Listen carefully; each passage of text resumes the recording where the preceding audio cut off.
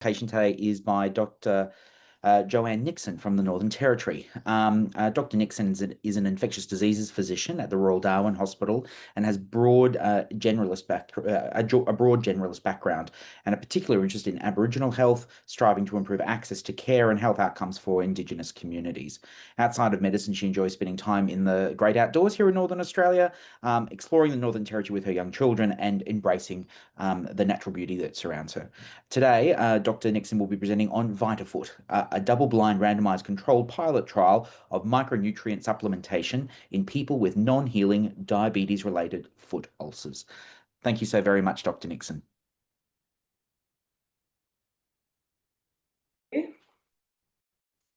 So over the past few years, I've had the absolute pleasure of working with Professor Lauren Manning to explore new ways to improve healing in diabetic foot ulcers. Despite current treatments, healing rates remain extremely poor. Alarmingly, 1 Australian loses a limb every 2 hours due to a diabetic ulcer. There is an urgent need to evaluate new approaches to improve diabetic foot ulcer healing. So why the focus on nutrition? The literature has shown that there are high rates of micronutrient deficiencies in the diabetic population, and nutrients, as we know, are essential for tissue healing.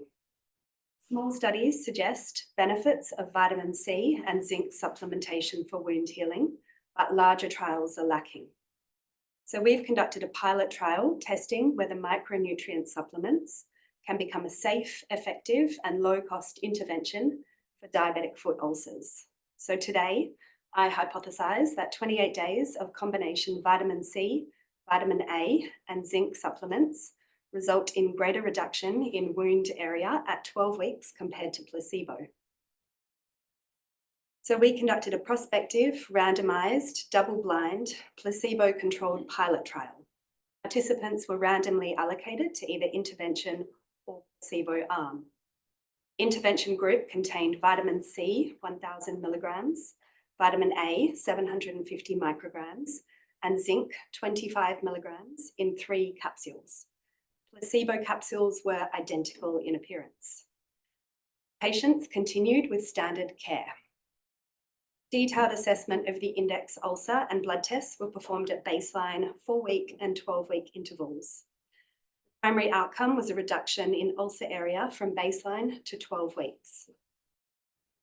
So let's look at the results. So we screened 546 patients and enrolled 99. 49 were allocated to the micronutrient supplementation group.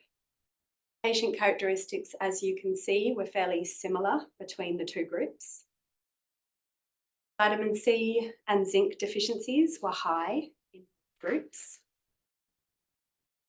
The median wound area at baseline was 0.95 centimetres squared in the placebo group, and 0.9 centimetres squared in the intervention group. Participants in the intervention group had a chronic diabetic foot ulcer present for greater than 12 months, and this will become relevant later on in the discussion. So was our hypothesis proven? When looking at our primary outcome, there was no difference in the decrease in wound area at 12 weeks, with a 75% reduction in placebo compared to a 65% reduction in the intervention group, p-value of 0.42. There's no difference in complete ulcer healing at 12 weeks. But interestingly, at 4 weeks, participants in the intervention group had complete wound healing, 1 patient compared to 7 patients with a p-value of 0.02. In our bivariable analysis, patient demographic factors were not significantly associated with wound healing.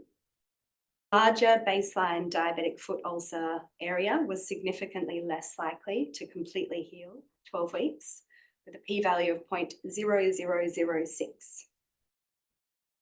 So currently our data does not show that vitamin supplementation improves wound healing at 12 weeks compared to placebo. However, more patients taking vitamins had healed ulcers at 4 weeks, and the supplements were well tolerated with no increase in side effects. We made note of a few confounding factors. Firstly, many chronic wounds were assigned to the vitamin group. This may have impacted healing trajectory, as chronic ulcers can be impacted by pressure, vascular, infective, or hyperglycemic factors. Secondly, vitamin deficiency results were released at 4 weeks, leading to crossover as patients sought supplementation before the 12-week mark. Finally, 12 weeks as an endpoint may have been too short. Some evidence suggests ulcers take 17 weeks or more to heal. Despite high rates of micronutrient deficiency, current data does not support routine testing or supplementation. Finding of complete wound healing at 4 weeks with vitamin supplementation warrants further exploration. I envisage a multi-site RCT with a larger sample size and minimal crossover to further explore the efficacy of micronutrient supplementation in this vulnerable population.